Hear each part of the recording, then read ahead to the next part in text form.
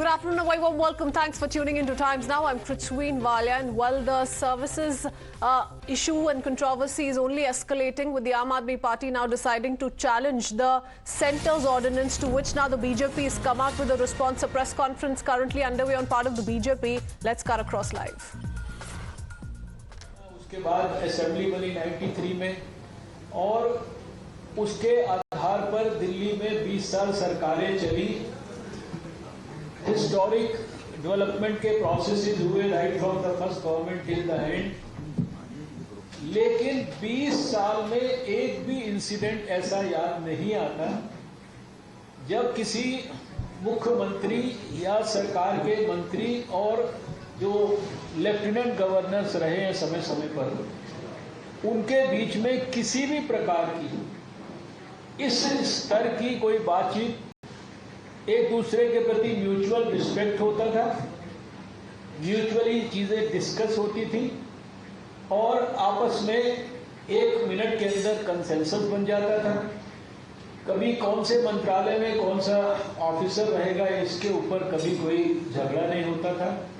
ये 20 साल का प्री अरविंद केजरीवाल ईरा है और मिस्टर अरविंद केजरीवाल के बाद का हमको ये भी ध्यान होगा सबको कि एक दिल्ली में चीफ सेक्रेटरी थे अंशु प्रकाश। मैं उन अंशु प्रकाश जी के साथ मैंने भी भारत सरकार में काम किया, स्वर्गीय सुषमा स्वराज जी ने भी उनके साथ काम किया। बहुत ही योग्य कॉम्पिटेंट ऑफिसर थे और उनके साथ भी किस प्रकार का व्यवहार दिल्ली के अंदर इनके एमएलएज ने किया, इनके मुख्यमंत्री ने किया, वो हम सबको याद है।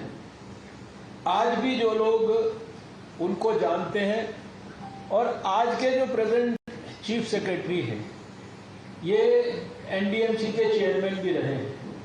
आप में से जो लोग भी उनको जानते होंगे, मिले होंगे, एक soft, sober, smiling, down to earth, I think one of the best characters in bureaucracy as a chief secretary Delhi के अंदर।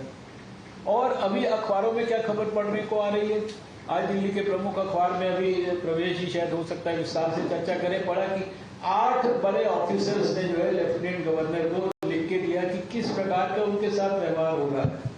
और अभी मोटी बात, बड़ा क्रक्स है कि एक सुप्रीम कोर्ट ने जजमेंट किया, उसके ऊपर ऑर्डिनेंस लाने की जरूरत क्या पड़ी।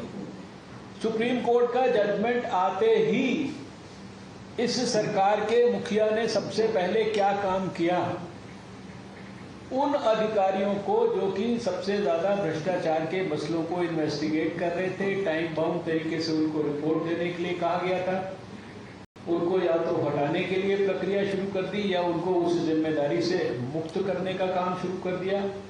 और फिर एक नहीं, एक मंत्री कह रहा है कि चीफ सेक्रेटरी मुझे मारने की धमकी दे रहा है। यानी इस स्तर की कंप्लेंट्स और जिस स्तर की सरकार में रहकर एक आईआईटी में तथाकथित पढ़ा हुआ मुख्यमंत्री किस प्रकार की भाषा का इस्तेमाल करता है, सबके लिए इस्तेमाल करता है। वो देश के अभी बहुत सारे नेताओं का नाम लिया, उनको सबको क्या बोलते थे और अभी उनके साथ क्या संबंध दिखा रहे हैं, वो किसी को नहीं छोड़ते। जो हाईएस्ट लेवल पर हमारे देश के अंदर जो पद पर बैठे हुए हैं, उनके लिए भी तूतू वाली भाषा, और उसको क्या मैं समझता हूं कि उच्चतम कोटि की निकृष्टतम भाषा और व्यवहार, इसका प्रदर्शन और शायद 1947 से लेकर और 2023 तक पब्लिक लाइफ में किसी एक लीडर ने सबसे ज्यादा घटिया प्रदर्शन अगर किया होगा व्यवहार का, अपने बिहेवियर का और अपनी, जिसे मैं समझता हूं कि अब उनके बारे में वो झूठ और भ्रष्टाचार वो तो सब उनके पर्यायवाची हो चुके हैं। तो उसमें शायद खाली देश में नहीं, भारत में नहीं, मैं बार बार कहता हूं पूरे विश्व में भी कोई ऐसा पॉलिटिशियन या ऐसा लीडर नहीं होगा जो इस प्रकार का करता है। इसलिए आज जो कंट्रोवर्सी चल रही है ये बेमानी है।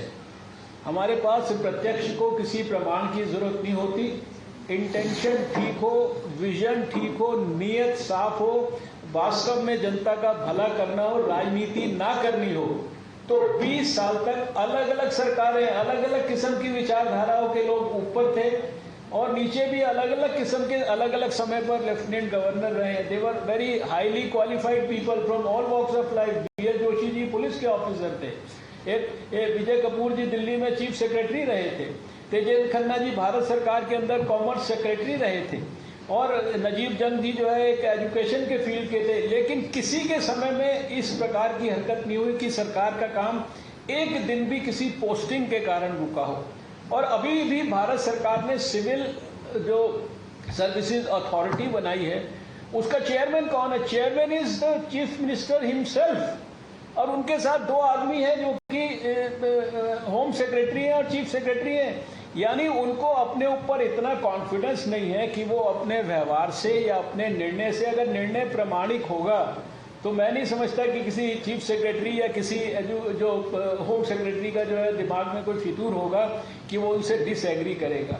तो फितूर जितना भी है वो सारा का सारा जो है दिल्ली के मुख्यमंत्री के दिमाग में है।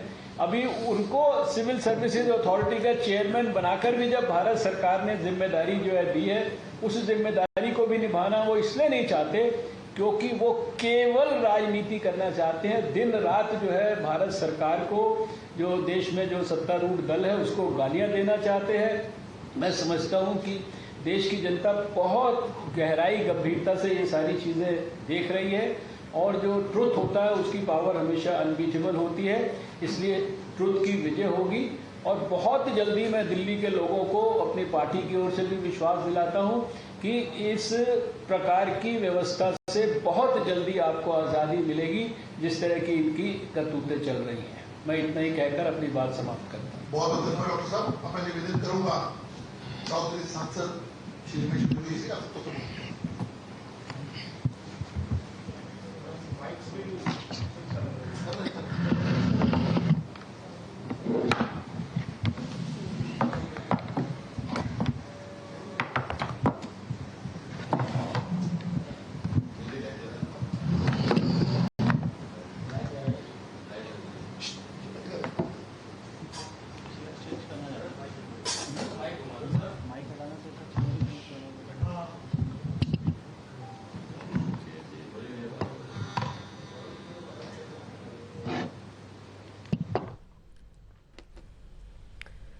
So there you hear it from the BJP hit back at Arvind Kejriwal. This, of course, after the centre promulgated an ordinance stating it was the Lieutenant Governor who had the final say on transfers and postings of Delhi bureaucrats. And remember how Arvind Kejriwal is now going ahead with several meetings, really trying to send out a larger message to the BJP after having met Bihar Chief Minister Nitish Kumar. He went on to also, most importantly, say that if all opposition parties come together against the ordinance, then the bill can be defeated in Rajya Sabha, that this will be a semi-final before 2024, and the message that the BJP can be defeated in 2024 will be very, very clear. That's what was stated by Arvind Kejriwal, to which now the BJP is responding. Hear it from the Chief Minister Arvind Kejriwal taking on the BJP a little while earlier.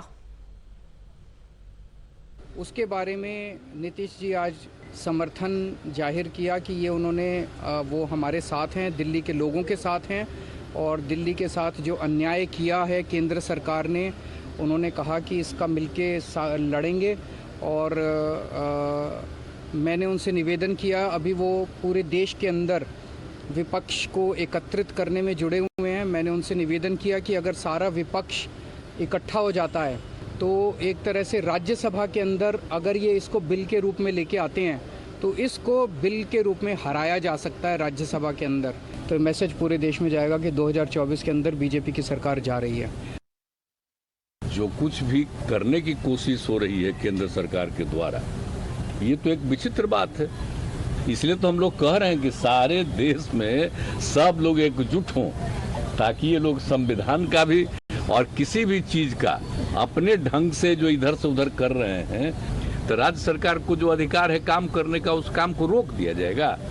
ये सब तो बहुत ही आश्चर्य का विषय है। ज़्यादा से ज़्यादा विपक्षी पार्टियां एकजुट हो जाएं और मिल करके हम लोग पूरे देश में अभियान चलाएं, हर राज्य में अभियान चलाएं